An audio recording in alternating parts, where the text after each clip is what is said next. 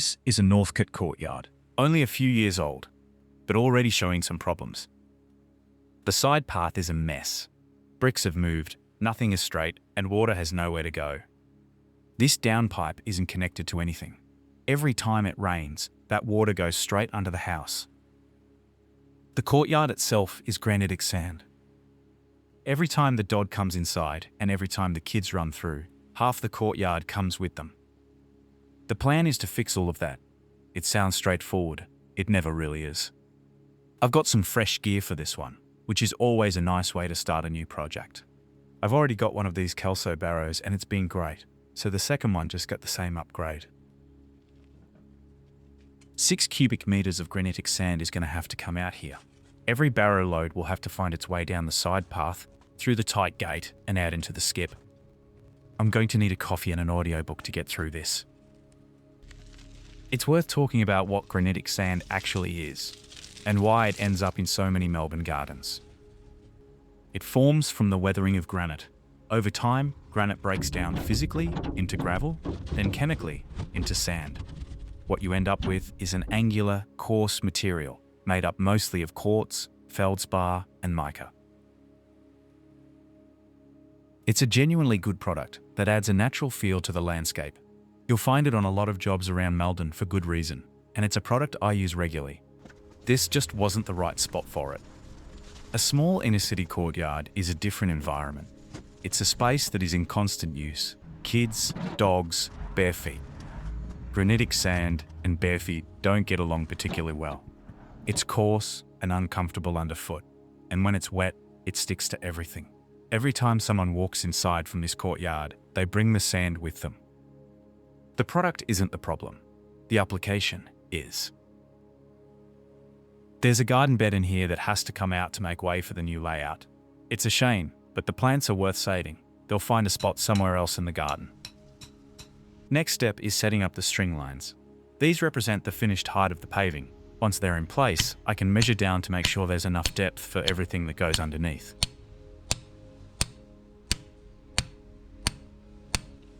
The build-up is 80mm of crushed rock, 30 of mortar, and 70 for the brick. So I need to excavate 180mm below the string line before the crushed rock goes in. Get this right now, and everything that follows is straightforward. Get it wrong, and you're in a nightmare. The strings also set the falls, the subtle slopes that move water toward the drains. On a job like this, with multiple angles and directions, that takes some thought. With the excavation in the courtyard complete, I can start on the base. For this, I'll be using compacted crushed rock. It's one of those materials that does its job invisibly. Once the bricks go down, nobody will ever see it again, but it's what determines whether this paving lasts 5 years or 50. It compacts into a dense, stable platform, and because it's permeable, any moisture that finds its way underneath can drain through rather than sitting there causing damage over time. Most of the strength in a paved surface comes from what's underneath, not what you see on top. The crushed rock gets spread evenly across the area and checked against the string lines. It needs to follow the same falls as the finished paving, consistent depth across the whole job, so everything above it behaves the same way. The old bricks from the side path come up next. For 100-year-old material, they're in great shape.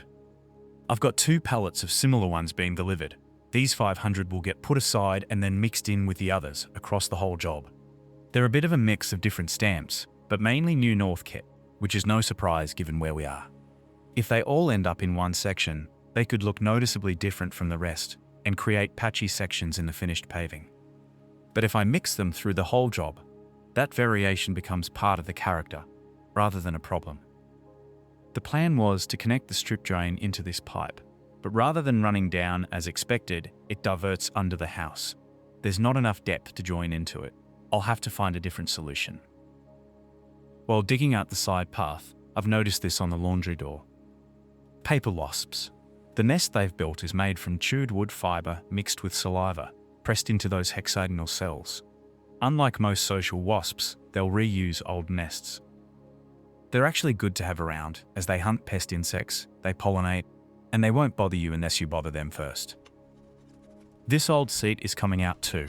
It's cracking, it's tired, and as it turns out, It's also an ant nest.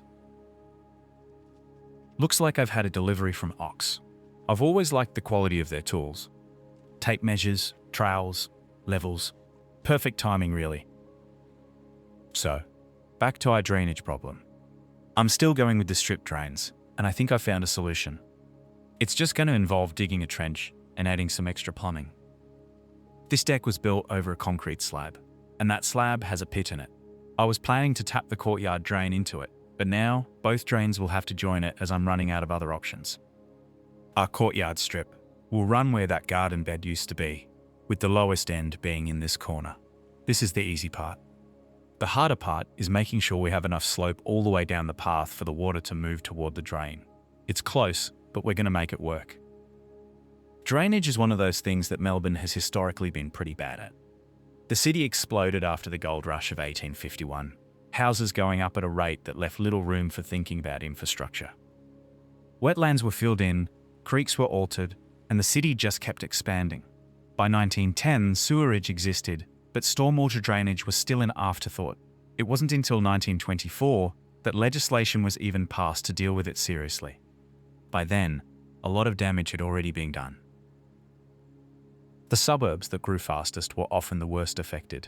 Flat terrain, reactive clay soils, water with nowhere to go, pipes were laid in clay, joints failed, and systems that were inadequate from the start got worse over time. You still see the legacy of that today. Unconnected downpipes, courtyards that puddle, water finding its way under houses. In a lot of older Melbourne suburbs, it's not recent neglect. The problems were built in from the beginning. Northcote itself has an interesting history.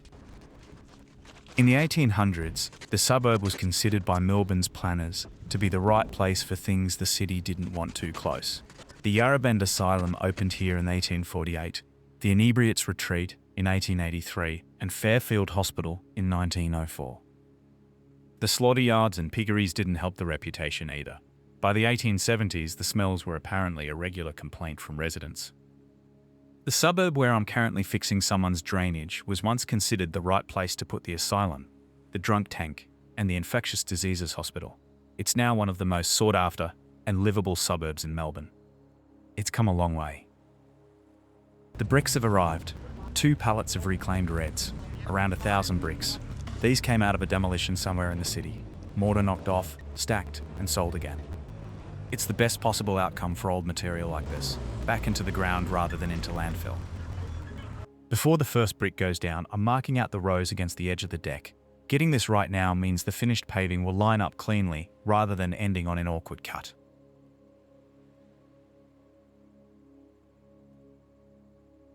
With all the strip trains in and connected, my attention can go back to the base.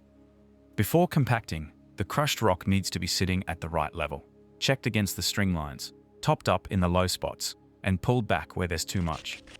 It's much easier to make adjustments now than after it's been compacted. Taking the time to get this right now makes everything that follows a lot easier.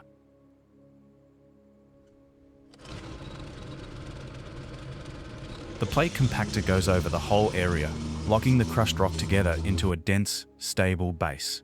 Once that first pass is done, the whole area gets a spray with the hose before compacting again. The water helps the rock pack down even tighter. The more passes, the better. If you're thinking about starting a landscaping business, a compactor should probably be one of the first machines you purchase. I use it on almost every job. One thing worth keeping in mind if you're working solo, these things are heavy. This one is around 55 to 60 kilograms. The bigger one's closer to 90. You're going to be lifting it on and off the ute yourself, so your back might have a say in which size you choose.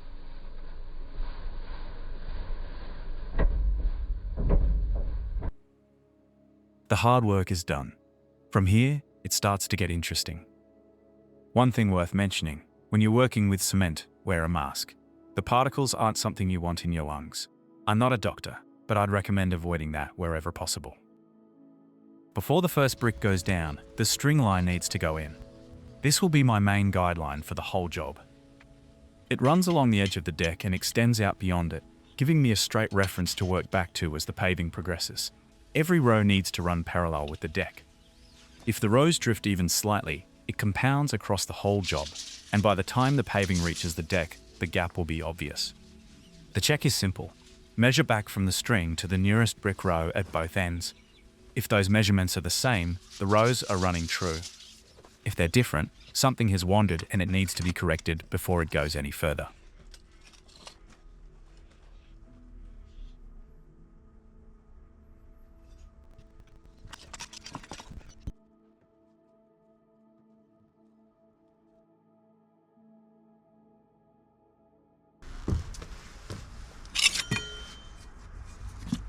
There's a challenge with this first row.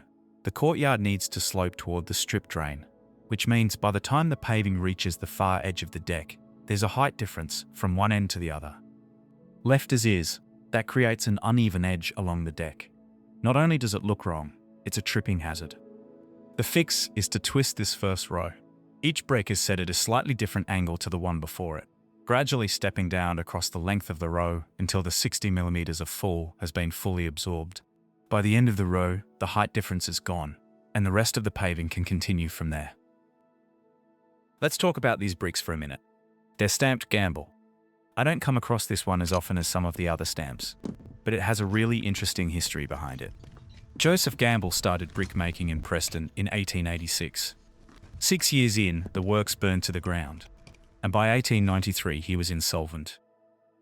The premises were auctioned off in 1896. Joseph died that same year.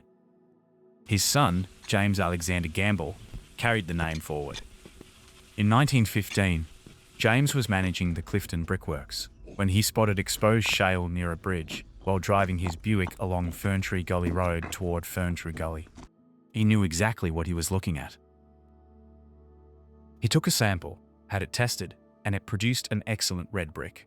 He sold his shares in Clifton, raising £9,500, secured a bank loan, and used it to build a new works on former market garden land in Oakley. Construction began right as World War I started. Most of the workforce were Italian, because the Australian men had nearly all gone to war. James's daughter Lily lit the kiln when it was complete. She was indispensable on site because she spoke fluent Italian and could communicate with the workers. The clay from the Oakley site was described at the time as almost too good for brickmaking. The 16-chamber Hoffman kiln ran at 200,000 bricks a week.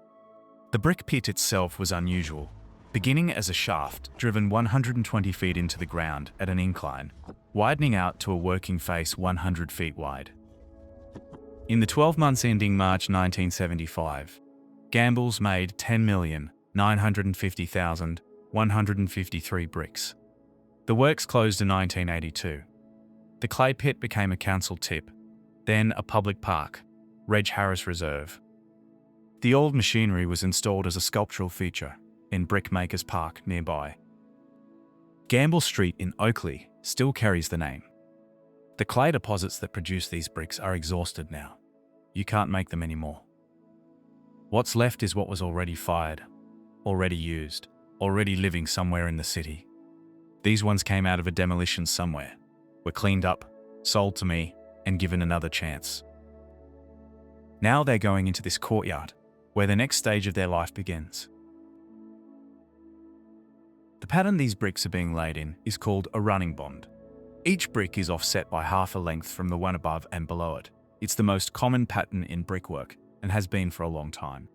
The Romans used it.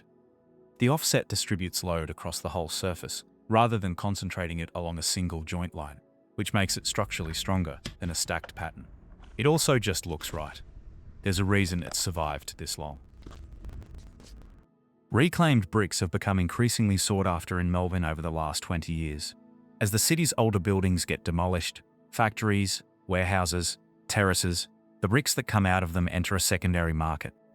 Salvage yards buy them, clean them up, and sell them on. The stamps on the frogs, the indented side, tell you where they came from and who made them. The supply isn't infinite.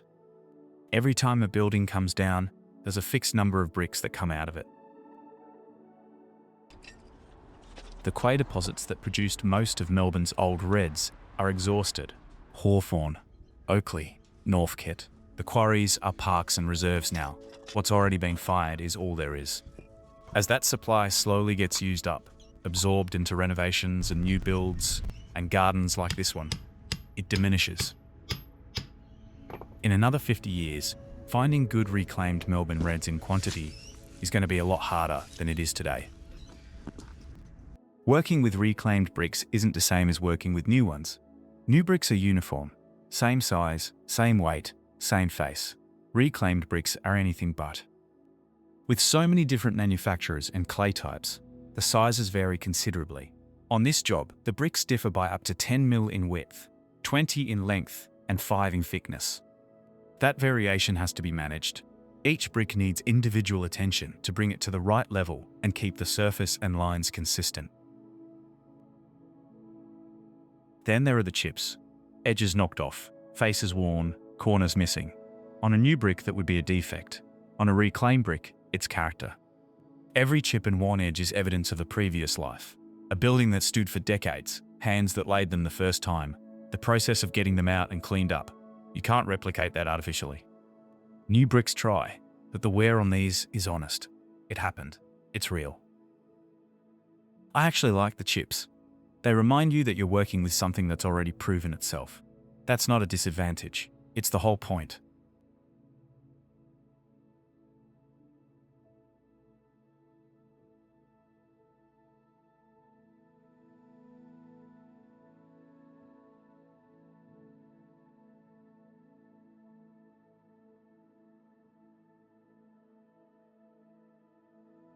This is worth a closer look. A huntsman's exoskeleton. The spider didn't die here. It grew, split its own skin open, and walked away from it whole. Most people would assume it's a dead spider. It's not. It's just what got left behind. Huntsmen are my favourite spider. We usually have at least one in the house, and they're welcome to stay. They hunt the insects that cause actual damage and have no interest in you whatsoever. To hold the garden back, I'm putting in a raised edge. It will help keep the mulch and soil from slipping onto the paving. It also adds a nice softening curve to the area. Grouting is the final step of the paving. The mix goes into the joints, packed down to make sure it reaches the bottom with no voids. Once the joints are filled, the sponging starts, working across the surface to clean the bricks up before the grout sets. On a job this size, it's going to be a long day. Podcasts, audiobooks, an apprentice, or unsuspecting family member will all make the job a little easier. It's slow, methodical work, but it pulls the paving together, literally.